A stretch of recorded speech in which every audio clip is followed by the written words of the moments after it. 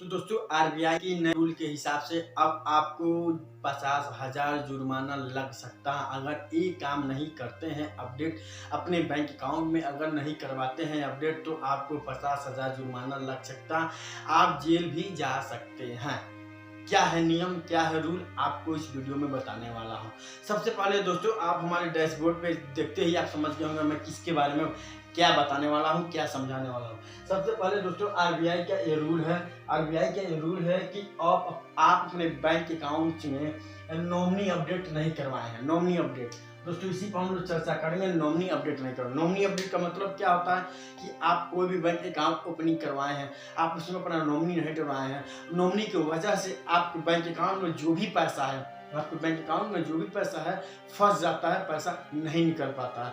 पहला पॉइंट ये होगा। दूसरा पॉइंट ये हो गया कि अगर नॉमिनी आपके नॉमिनी अगर आपके हैं, एक ओपनिंग हो गया है, नॉमिनी है, तो अगर नॉमिनी का डेट हो जाता है तो भी आपका पैसा फंस जाता है। अगर जो मेन अकाउंट होल्डर है उसका भी डेट हो जाता है, नॉमिनी का भी डेट हो जाता है, नॉमिनी तो भी आपका पैसा फंस सकता है। इसमें अब सही सी बात है कि 2024 में बैंक आरबीआई जो हर बैंकों पे एक नियम लागू किया है कि जिस कस्टमर का अकाउंट ओपनिंग है, जिसका ओपनिंग हो चुका है, उनको अपना अकाउंट में जाके अपना नॉमिनी अपडेट करवा लें, तो अन्यथा आपको 50,000 तक रुपया जुर्माना लग सकता है। क्योंकि आरबीआई की गाइडलाइंस के हिसाब से ये 50,000 रुपया बहुत ज़्यादा है।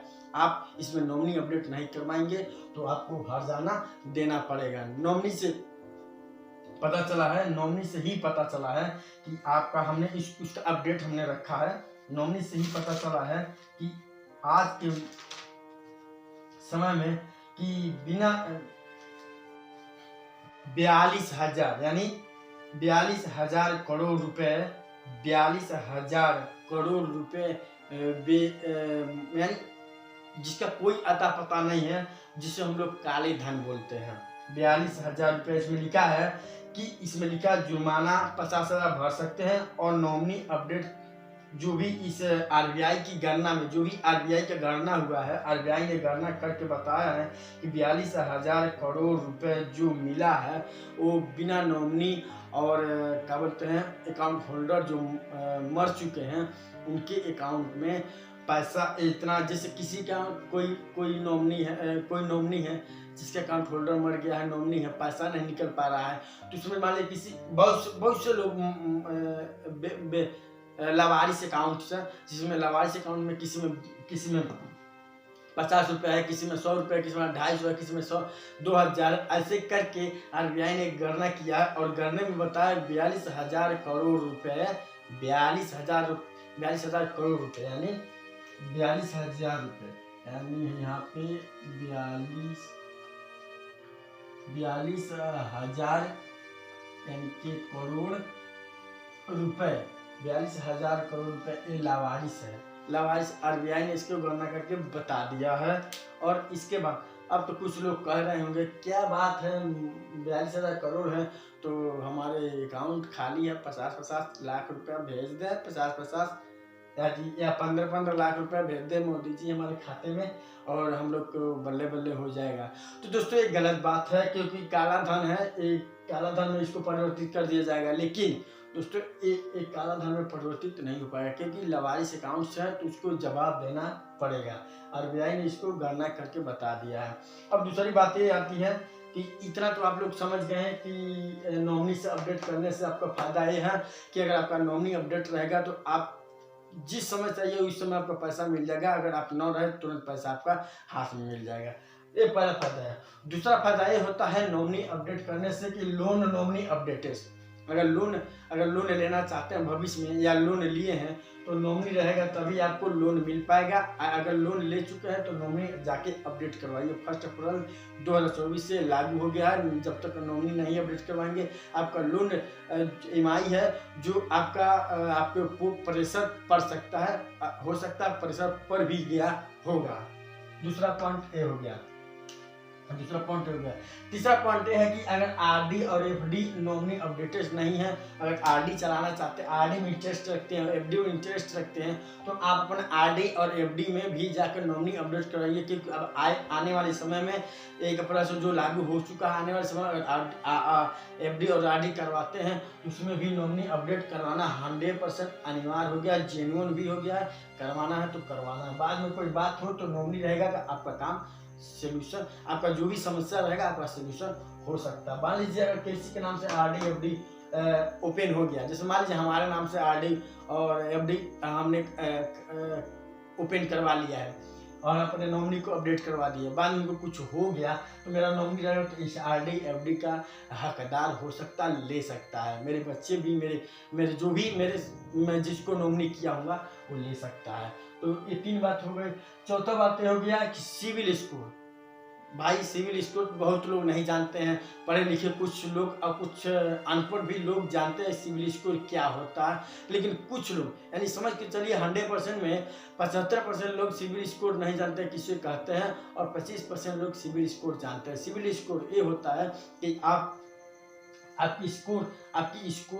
आपकी स्कोर कितना है लोन लेने के लिए बैंक से, आप कितने अच्छे कस्टमर हैं बैंक के, जो बैंक आपको लोन दे चुके हैं, लोन दे सके, आप लोन ले सके।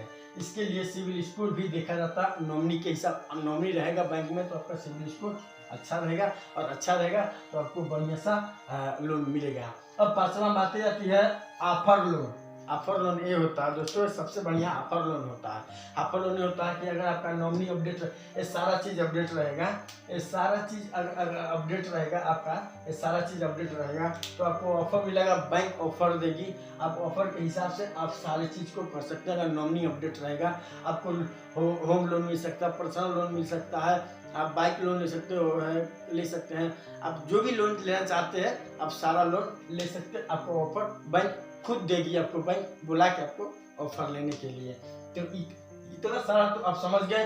अब इसके बाद बात आती है किसकी, बताते हैं सिविल स्कोर की बात हो गई। सिविल स्कोर का सॉरी, यहाँ पे ऑफर जो लोन होता है ये अच्छे जो कस्टमर होते हैं बैंक के, अच्छे बेस्ट कस्टमर, जिसे बेस्ट बोलते हैं, अपने हिसाब से अपने समय पर अपना काम करते रहते हैं, बैंक से लेन देन करते रहते हैं, उसे अच्छे कस्टमर बोलते हैं। और समय पे अपना जो भी बैंक से कार्यक्रम होता है करते रहते हैं, बैंक का ऑफर उसको एक अच्छा लोन उसे देता है बैंक, क्योंकि इसका सिविल स्कोर बहुत क्राइटेरिया होती है और क्रेडेंशियल होती है, अच्छा होती है, बेस्ट होती है, उसी को बैंक लोन देती है। तो इतना सारा समझ गए कि बैंक की, अगर बैंक की हम लोग बैंक खाते में अगर हम लोग को बदलाव करना है तो इतना चीज़ बदलेंगे। आरबीआई का रूल है कि हम लोग अपने बैंक अकाउंट में इतना चीज़ बदलें। हमको जैसे आरबीआई का गाइडलाइंस है कि आप इतना चीज़ अपने बैंक अकाउंट में बदलें और आप अच्छे एक कस्टमर बने बैंक का लेन देन करने के लिए। तो दोस्तों आज नहीं कर पाते हैं तो आपको ऊपर लग सकता है जुर्माना 50,000। या आरबीआई की गाइडलाइंस के हिसाब से आपको करना अनिवार्य है 100%। दोस्तों इससे बढ़िया हमको करवाने में क्या है, 1-2 घंटा लगेगा, बैंक में जाके अपना सारा चीज़ करवा ली। नॉमिनी एक बार जाके करवाना है, उसके बाद जब एक बार यहाँ नॉमिनी अपडेट कराएंगे सारा चीज़ अपडेट हो ऑटोमेटिक अपडेट हो जाता है। जब एक जगह नॉमिनी अपडेट करवाएंगे सारा चीज़। अगर इसके बारे में नहीं मालूम है तो हम आपको बता देंगे। अगर आप नेट बैंकिंग यूज करते होंगे, किसी भी बैंक का नेट बैंकिंग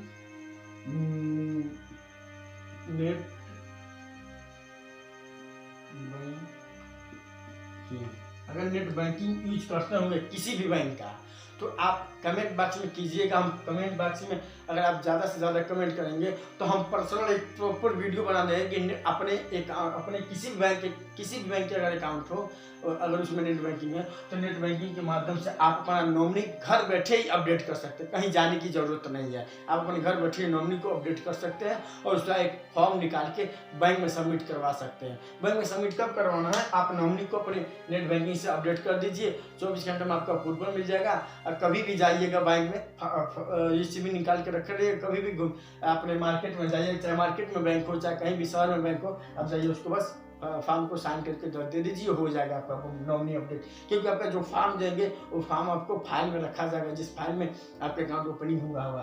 तो ये इंफॉर्मेशन इतना था। कि जो आरबीआई ने गाइडलाइन दिया है 50,000 जुर्माना से बचने के लिए बहुत अच्छा बेनिफिट है। आप बन सकते हैं, 50,000 रुपये आपका बच सकता है। तो आई होप कि ये वीडियो इतना समझाने में आपको समझ में आएगा। समझ में आया हो तो जय हिंद जय भारत। ऐसे ही वीडियो पे बने रहिए, आगे भी अच्छी चीज़ बताता रहेंगे बैंक से अपडेट क्या होती है। धन्यवाद।